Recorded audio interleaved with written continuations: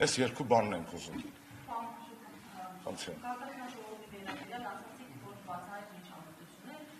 Որքանով է հավանական, որ այս միջամտությունը կաջակցի Փաշինյանին, հաշվառելով նախորդ փորձերը, որ դրսից հավաքական արևմուտք, այդ թվում Միացյալ Նահանգներ, փորձեցին աջակցել օրինակ Հունգարիայի ընտրությունների ժամանակ ձախողվեցին, Վրաստանում ոչինչ չհասան, այսինքն շանսերը ինչպես է գնահատում, եթե անգամ դրսից միջամտություն լինի, եւ հավաքական արևմուտքի տեսակետն է արդյոք, որ Փաշինյանը լավ առաջնորդ է, որովհետև տեսանք ինքը աղոթքի նախաճաշ կազմակերպեց Փաշինյանը, եկան մարդիկ, որոնք հետո սկսեցին անդրադառնալ Փաշինյանի սխալներին, բացահայտ, հանրային տարբեր հարթակներում։ Տեսեք, Նորա ջան, եթե քաղաքագիտական ենք վերլուծում, ձեր բերած օրինակները Հունգարիա, Վրաստան եւ այլն, այդքան էլ ռելևանտ չեն Հայաստանի իրավիճակին։ Ինչու՞։ Հունգարիայի պարագայում մի գեոպոլիտիկ ուժ Եվրամիությունը պաշտպանում էր ընդդիմությանը, ԱՄՆ-ն եւ Ռուսաստանը ակնհայտորեն իշխանություն էին, այսինքն երկու կողմն էլ գեոպոլիտիկ տանիքներ ունեին։ Վրաստանի պարագայում նույնպես տարբեր դիրքավորումներ կային գեոպոլիտիկ ուժերի միջև։ Հայաստանի պարագայում, որքանով ես եմ տեսնում,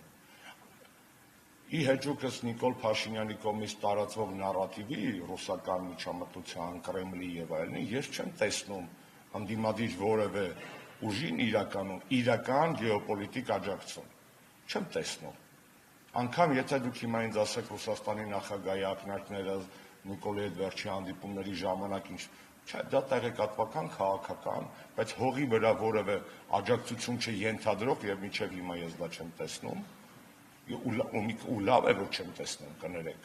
Այսինքն, երբ որ երկիրը դարձնում ես ուրիշ գեոպոլիտիկ խաղացողների բախման թաթերաբեմ, դու ստանում ես պոլարիզացիա, անհանդուրժողականություն, բևեռացում, ուրիշի շահերի համար մարտադաշտ դառնալու հեռանկար։ Հայաստանի ընդդիմությունը միացյալ առանձին կապ չունի, այսօր էլ չունի, ես տեսնում եմ դա, որ չունի գեոպոլիտիկ հովանավոր։ Նիկոլը ունի ստրատեգիական գեոպոլիտիկ հովանավորներ, տակտիկական գեոպոլիտիկ հովանավորներ,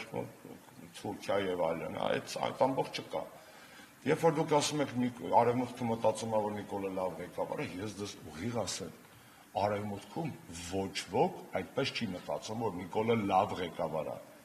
Իրանք կներեք ապուշ չեն։ Իրանք տեսնում են երկիրը ինչ վիճակի մեջ է այս տարիների ընթացքում, ինչա կատարվել այս երկրի հետ։ Իրանք շատ լավ գիտեն, որ Նիկոլը լավ ղեկավար չի։ Իրանք իրանց երկրներում այտենց ղեկավարի ժեկի պետք չէին թողի աշխատի։ Ես դες հավաստիացնում եմ։ Ու կհանեն ժողովրդավարական մեխանիզմներով։ Նիկոլը լավ ղեկավար չի արևմուտքի համար։ Նիկոլը ձեռնտու ղեկավար է արևմուտքի համար։ Դրանք շատ տարբեր բաներ են։ Եվ այս ամբողջ քաղաքական պայքարի նաև այս իմաստով, այս առիթով իմաստը նաև այն է, որ մենք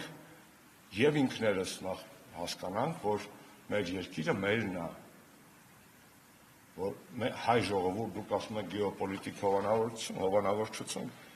ես չգիտեմ որևէ դեպք, երբ որ որևէ երկրում ժողովուրդը որոշել է ճակատագրի տերը դառնալ ու չի ստացվել։ Եվ սա է մեր հիմնական ուղերձը։ Եվ մենք շատ ազատ ենք դրա մասին խոսում, որովհետև այո, այս ընտրություններին ուղղակիորեն չմասնակցելը տալիս է հանրապետականին էլ ավելի մեծ ազատություն եւ ճկունություն խոսելու, բարձրաձայնելու, որևէ մեկին չհաջողանալու, ոչ ներքին, այսպես շրջանակային ընտրողների եւ այլն, ոչ էլ դրսին ինչ-որ մեկին դուր գալու համար։ Մենք չունենք այդ քաղաքական ընթացիկ շահից ելնելով բաները, սահմանափակումները կամ շարժառիթները։ Մեր շարժառիթը մի հատ է։ Մեր երկիր արժանի է ավելի լավ իշխանություններին եւ ավելի լավ ապագային։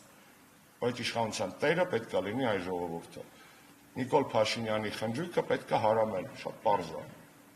Պրիտոմ հարամել հենց եվրոպական արժեքները օգտագործելով, եվրոպական բառապաշարը օգտագործելով, եվրոպական մեթոդաբանությունը օգտագործելով, թույլ չտալով, որ որևէ մեկի մտքով անցնի, որ սա հակաեվրոպական առաջարկ է, բացարձակ։ Նորից կրկնեմ, pro-freedom, pro-justice, pro-rule of law։ Այն ամեն ինչ, ինչ որ սամոսաբույ պետք է լիներ, եթե Հայաստանը լիներ եվրոպական ուղու վրա իհարկե։